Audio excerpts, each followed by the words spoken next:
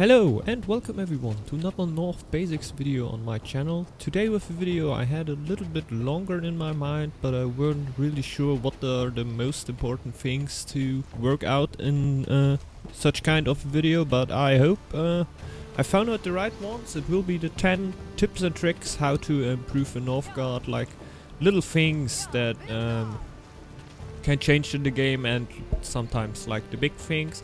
But I'm just gonna start in with the most basic thing. I think it's the most important one, because I had a lot of problems with that, is clicking on the right part of the tile when you go with your villager. Let's say this villager were around here, we're building something in this tile here, and I want him to grab food in my main tile again. I don't click on the main building, I don't click somewhere around here, I click on the nearest position on the tile, and the villager will immediately start to grab food again. You see?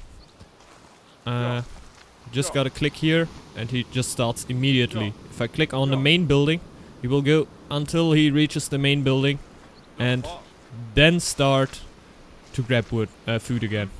So it's always better to just click on the nearest position you have there to let him grab that food. Works with every other job too. You can just send the scout over here, right in the tile, and he will start working. Doesn't matter if he stands in his building, don't right click on it, so only if you have to convert him, of course. If you have to convert him, you gotta run to it. But usually you don't have to do it. So yeah, that will be helpful for other things too. Other thing is, you gotta micro your scouts, man. Some things I saw at some players that they just don't micro their scouts. They're just, if you send them to the scouting camp, he will just start running around like this here. Very chilled, a lot of time. You gotta right click on undiscovered areas. I can't really show that right now. Yeah, there, right there. And then when you started right clicking on the undiscovered area, he will start running, and that's how you want to have it. You don't want to have him running around, not having, just running around and scouting for himself. You always gotta look like, where are my scouts? What are they doing? So you see scouts like this, it's not worthy to have them running around. So always have your scouts in mind if you have scouts out, and don't let them just walk for themselves. Look that you micro them, so you get that extra seconds that will them make come home faster and get your eco better with them. And one of the more deeper things, I would say, it's like send your will before building in an area. For that sake, I will already take this. Let's say this tile here, I want to build a farm in there, and I have no villager here, just waiting for it, like waiting for my wood until I can build it, and then I build it and I send a villager there. But usually that's not the best thing to do if you know you're waiting for it. I have already a house on this tile, so I could already send a villager there, and when I get the wood to build it, then in a second I build it. So I have already a villager in this tile, so the building will start a little bit earlier. It will embetter your times. You can of course not really do it if you don't have a house in that area or something that will let the villager do anything. You can't really convert him because you want to build something. But that's kind of a thing you want to do, just to get it a little bit faster. Maybe even get the perfect timing. You just send the will out and just click on it, because you will just save the runtime for you and have your food building earlier. What can be in the early game really crucial. You want to have everything as fast as possible. Yeah, the next thing will be the general tile management. What you see right here is not the best for me in this. You see, I have a woodcutter's lodge on my fields, I have houses on it. That's not really a good tile management. Should reserve that. That's not really good. See, I have my trading post over here. That's it's not really useful. I have double upgrade woodcutter slots. Okay, that's one of my older save games. So in earlier days, I like to upgrade 2 woodcutter slots. You don't really do that right now. You just upgrade 1. But yeah. So look on your tile management, man. You don't want a food silo to stay on your forest. You know what I mean? It doesn't give you anything. You want the food silo always on a food tile. But yeah, that's just general tile management. You will get into it, and yeah, just work on it with every game. You saw I weren't that good at it at the time, but yeah, I'm getting better at it, I think at least. So you can get better at it. Yeah. 5th point, quite important. Don't forget the lore. You see it right here? I totally forgot the lore. So what is about the lore, man? I don't have any. I don't build dock. You should always build a dock in around the first winter, so you get at least a little bit of lore if you don't have lore stone in your site, because yeah, you see it right here, I'm hitting 83 right now, and I don't have even my blessing there. It's not cool. Shouldn't do that. Don't forget the lore, man. It's so important. You can get so many nice stuff, and you just get ahead of the other clans if you take that seriously. See, I didn't even went for the silos. That's crazy. So if you don't go for lore, you won't get your crazy silos with a stack, and stack won't be that strong. So you won't won't have your bonuses as stack. You won't even hit feign that fast, so you won't get that bonus that fast. So you really want to have that lore. You will get, for every lore, you will get 15 fame. You really want that, and don't forget the lore. I really have done that too much. Maybe don't rush it too hard, but I pretty much experienced if you give more resources to lore, usually it just helps. It's not, yeah, you can obviously get too much on it if you get 2 circles. Here, you get 2 circles of stones and you just send too early too many villagers on lore. You can harm yourself with that, but usually sending 1 more villager on lore, it won't harm you. It will more likely help you. Yeah. So, next thing is, yeah, make better usage of bonuses. What? Yes, of course. It's tile management, to say it like that. It's basically, it's kind of the same thing, I just realized. Yeah. The silo gives a 10% bonus, so you always want the silo to have placed on a tile with the fields. So have a silo over here. See, maybe I can even build one here. So put a silo here. Yeah, and when I have the silo here, and I want to upgrade something, I always need to think about what will I do. What is the best thing to upgrade right now? Is it the fields or is it the silo? And right now in the moment I have 13 villagers grabbing food. So upgrading the silo would give me 20% on the farmers, what I would get when I upgrade the fields anyway. But I could send in a 3rd farmer, what I couldn't forget. So that would be a little bit more than just 20%, so I couldn't say upgrading the silo when I just have the farmers is just as worth than upgrading the farm, the fields.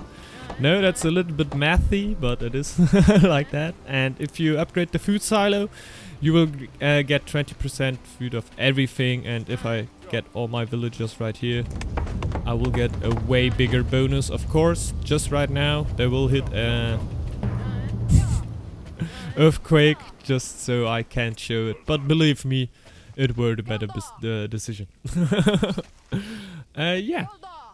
Next thing is, I don't really have towers here. Oh, would have been the perfect moment. Would have been the perfect moment. Yeah, the next thing about I want to talk is, I saw it in one of my last games, is like, let your towers work, man. I saw that a few times now, that players just, they have a tower, build it. Right here, let's say there's a tower here. A wolf attacks, and he just sends all his stuff to attack the wolf. Usually if I let's say I have just these two merchants in the tile and they would attack the wolf. These two, one of these two merchants would get serious amount of damage. I would say at least he would get to 50% if I don't micro anything and just let them fight. Usually you want to micro them out. So your tower, yeah, they at most get 1 or 2 hits from the wolf while running away, because the wolf is a little bit faster than them, and if you don't see it in a perfect moment, you will have some problems to be faster than the wolf hit. But you want to micro them out, and just when the wolf starts attacking the tower, or even if there are more wolves, you want to start to get them back into the tile, so they will just start to attack the wolf, and you can view elsewhere, because when they start to attack the wolves won't change their target normally, if they don't start to change their position weirdly, and yeah, then sometimes they can change their turrets. But if they have the tower targeted already, they won't change the target, and yeah, your merchants will just kill the wolf, so help to kill the wolf, and when the wolf is killed, they will just start working again, and you will have to do nothing. What is always great. Doing nothing is always great. Yeah, keeps your head free for other things. Yeah, that will get us to the 8th point. I didn't number it through, but yeah, it were 10, believe me. Let's share your ruins and shipwrecks. So if I would have my ruin over here, I would sit right here, other game, 2v2, and my mate sits over here, he has his shipwreck over here. We should, yeah, just swap that, because the more far away a ruin or a shipwreck is away from your main tile, the higher will get the amount of resources you will get out of it. It were a hard sentence, huh? Let's say it is like 2 tiles away from my tile, a ruin. I will get 100 crowns and 50 lore for it. And let's say it's, I don't know what the exact numbers are. You can look them up in the North Wiki, I think. Yeah, you can definitely look them up somewhere. But if this would be right here, I think I would get the double. I think I would get 200 crowns and 100 lore, if that would be that far away. If it's not that far, so a little bit closer, I could get like 150. A lot of percentages there. I guess it's 25, 50, 75 and 100. Quite interesting. Should really think about doing that. Always requires a little bit of speaking with the teammate. Know that can be sometimes a little bit rough, but just do it. Will help you a lot. Will help your teammate a lot. Just try it out. It will really improve your gameplay. Yeah, 9th point is watch at your happiness. That's what I am doing, not right now. So that's why all my villagers are that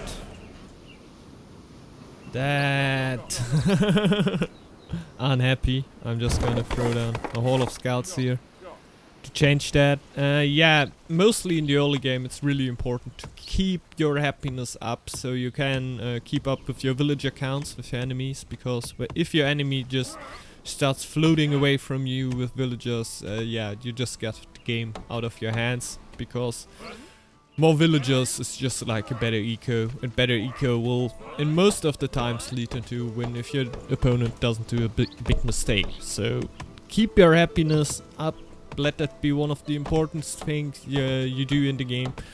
It will get more and more into your blood, so you just don't think about that much anymore when you will build the happiness buildings, because you just know it. But don't forget it, man, it's so important to have your happiness up, because in other RTSs you need to remember to click always on the villager button to build a villager, and you don't have to do it in that game. You just have to watch out that you're happy, so at least do that. Do that and don't get housed. Don't get housed is not in the list, but I think that's just speaking for itself, and yeah, I think everyone has that problem. You can't really work too much on it. Yeah, and the last thing is always be ready to attack. You see right now I just have 6 warband. It's not even that much.